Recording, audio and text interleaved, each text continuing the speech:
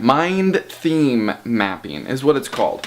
It's a creative technique for problem solving. You write down the problem that you're trying to solve in the middle, and then that's your theme, and then you create sub-themes from that, and then you just kind of let everything down on paper that you can think of relating to that problem. You're not looking necessarily to write down solutions to the problem, but just things that relate to that problem. So, for instance, my problem here is combining creative outlets. I have a lot of different creative outlets, and I want to start combining them to create more efficiency. So, from here, you span out to sub-things. So what's the purpose? Why am I wanting to combine creative outlets? Creative strengths. What are my creative strengths? Well, combining different genres of creativity. So, like combining my art and photography skills and video skills to make little animations. And so that creates variety. But then you start to create correlations. I like to create travel videos and I like to create travel photography. So that is a common theme there. So if you're a creative person, or even if you are not a quote-unquote creative person. Just stop you right there for a second. When people do this,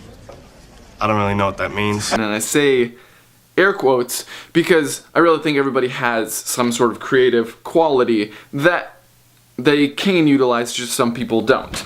So I scrapped the last version, this one here, and I scrapped that not necessarily because it's a bad question to ask. It's a good question to ask.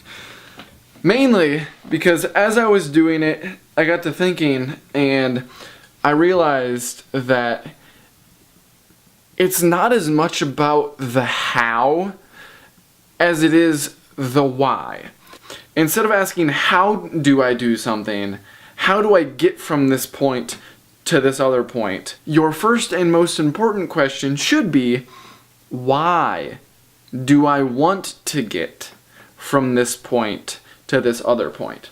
The new one that I started, the central question is, why do I create? That is the why that I'm trying to figure out with my creative outlets.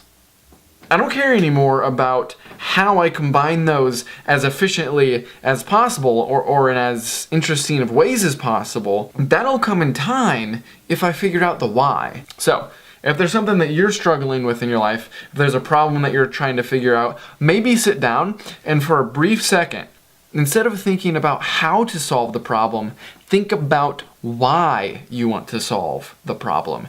And that will help clarify a lot of things and help kind of direct your path with the how.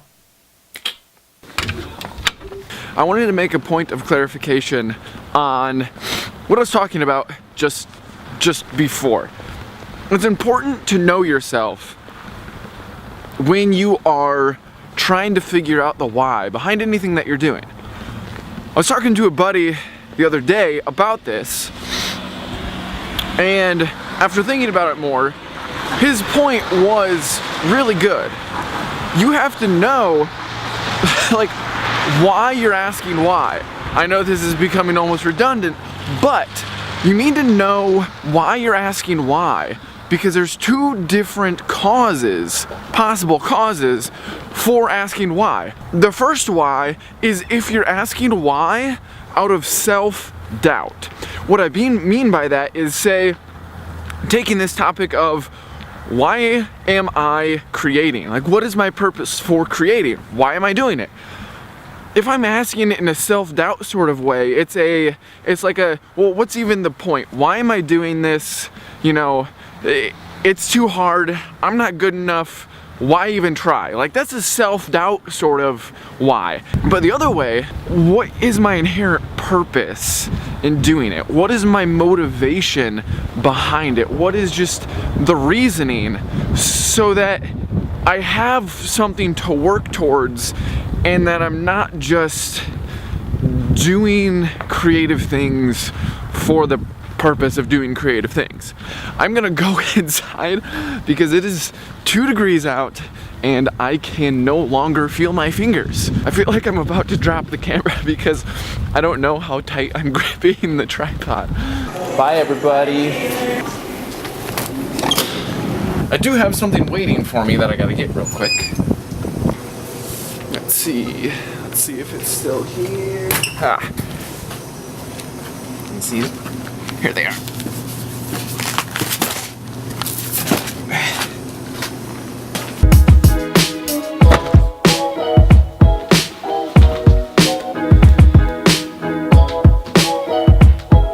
So you might be wondering, out of my face. So you might be wondering what these are. Well, what these are.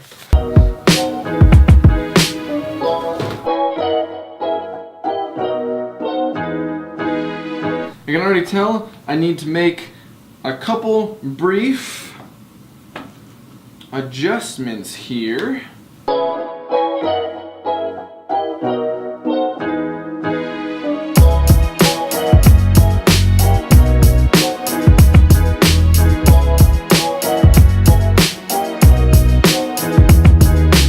So apparently this gingerbread house cafe kit doesn't come with a roof of any sort. So good thing I grabbed 2 of these, because we're just gonna Frankenstein it.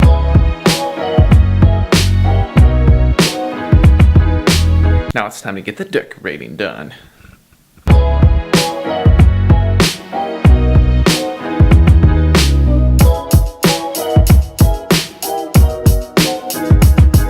Kind of made a mess. It is all done, and now